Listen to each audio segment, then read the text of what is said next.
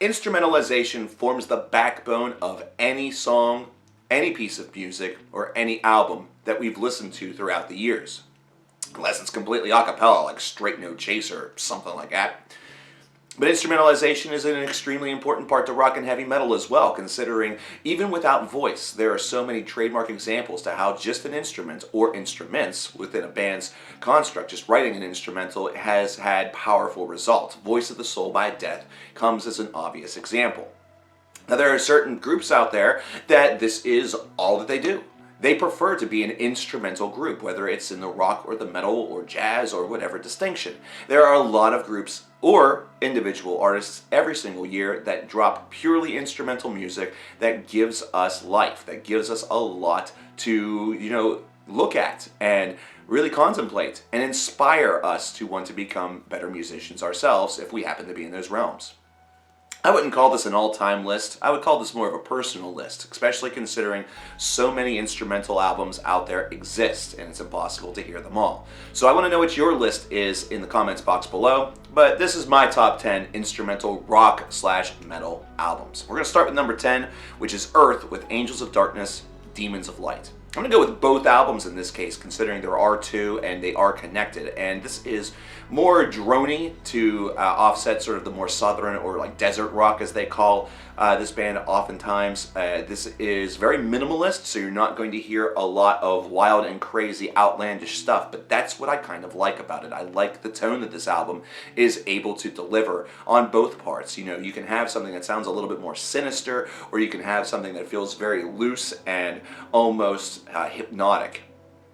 Old Black is a tremendous song in order to start off this cyclic idea, and I just love what they're able to do throughout these two albums. I even wrote lyricism way back in the day to a track entitled A Multiplicity of Doors. Terrific cycle. Earth is a great instrumental band if you don't want to have your face melted off by 1,000 riffs per minute. They are very tepid, and the pace is not always going to be aggressive. Instead, it's going to be one that's a little bit more slow and methodical, and that's what I appreciate. Number 9 is Year of No Light with Osserwalt. And the funny thing is this is not even my favorite Year of No Light album. That would be Nord, which was their debut. However, that album actually did have lyricism on it. It did have a vocalist, so I'm automatically disqualified for this list. Year of No Light is a product that I think really it was not appreciated as much as it really should have been, considering their ability as an instrumental project is absolutely tremendous. And it was seen on Nord. There were instrumentals on Nord that displayed just how well this group was able to handle post-metal or post-rock, and how easily they could sort of assimilate into an instrumental role is just further proof of that. Osserwalt has only 4 tracks on it, but they are elongated post-metal ideas that really display that this group's instrumentals were really the thing that could have taken them to stardom. It's just unfortunate that they really haven't been able to find that audience that should give them the praise that they so rightfully deserve. Go and check this album out and give them a little bit of love. Maybe we can get them to come back. Number 8 is Pliny with Handmade Cities. I remember a couple years ago a lot of folks talking about Pliny, and I hadn't really heard much from him and thought, okay, I'm going to check this out. So I go and check out Handmade Cities, and holy crap, this is a really fun album. A lot of fun to listen to. Pliny has a ton of musical talent and displays it all over this disc. He just tap dances around like he is performing a sort of musical recital, and it's a luscious showcase. I just dig what he does, and I showed I really like to share that to so many people whenever that came out, as well as another artist that came around the same time and just appreciated this for its concrete effort. Now it's one of those things where I look for more and hope that there's more, and Pliny is now in my musical catalog or my musical vocabulary, and that is because of this excellent album. Number 7 is Yindi Halda with Enjoy Eternal Bliss. Post-rock oftentimes gives us this idea of maybe bands such as Sigur Rós or Godspeed You Black Emperor, which is frighteningly not on this list, but it's alright. But this is I I love this product because it sort of came by surprise whenever I was in college. There was a friend of mine and I that both discovered this band at right around the same time, sort of shared information with one another, and the beauty of A Joy Eternal Bliss is second to none. The very final track alone is spellbinding and will keep you constantly in a state of emotion. And I love the fact that in this regard, post-rock was really showing with a full-fledged scene just how powerful it was able to convey and transmit feeling, emotion, as well as setting. All three of those things are present on this, and the music is so moving that it immediately made Yindi Halda a name that for me, I needed to track and I needed to trace. Unfortunately, I fell off a little bit, but revisiting this album was a blessing, a glory, and fantastic. I just love this album to death. I'll probably be listening to this until I'm old and gray. Number 6 is Liquid Tension Experiment with 2. I prefer this one over the first one. It has what I call my happy song on it, which is By Accident. By Accident was a track that for a long time, anytime I was starting to feel a bit down or was having a bad day, I listened to By Accident and I perked right up. Now I think I'm a little bit numb to it, considering I've done that for so long. But man, this is just such a really cool album. It's a passion project, a side project of members of Dream Theater, and it's just instrumental music that is there to flow and to show the sheer power that progressive music has in the instrumental department as well. The fact that these concepts were able to really move and bend and weave and do great things despite the lacking of vocals is just pure enough to show why some of these musicians involved are considered to be darlings within the subgenre, or why they're considered to be among the best world-class musicians on the planet. There's just a lot that happens here, and it's very free-flowing, free-forming. There doesn't seem to be too much of a plan here. It's instead one that is using a bit of improvisation and some very carefully calculated composition in order to create magical compositions. When the Water Breaks is also extremely touching, considering that's all about the birth of one of the members' kids. And I think the key part about this, especially with a song such as Acid Rain, which was able to break through a bit and get more eyes on this band, they just have a really good sense of what good progressive music is. And that's what this album is. Definitely check it out. Number 5 is Gordian Knot with Self-Titled. Their first album, not their second. Their second album had vocals. And Gordian Knot is a super project. It involves a member of Cynic. They would actually gain more members from Cynic for their second album, which would be the first time that Cynic had sort of quote-unquote reformed ever since the release of Focus. It was kind of some weird trivia about all of that. But this is, again, another progressive instrumental album that shows, again, where you can use a little bit of freeform jazz or jazz metal, progressive jazz. These contributions by this project right here just further showcase the diversity that you could really exhibit with the heavy metal department, with this whole entire subgenre. And that Prague was one of the places where you're going to see some of the biggest contributors, at least at this stage of the game.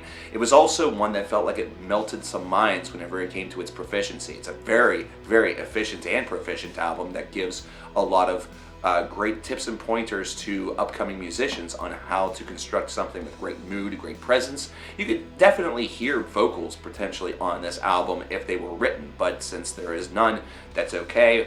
You could tell that they were just writing good, solid music. And Gordian Knot, unfortunately, is no longer a band. They had 2 projects and then they sort of dissipated. But really, really cool project, and one that I highly invite you all to scope out.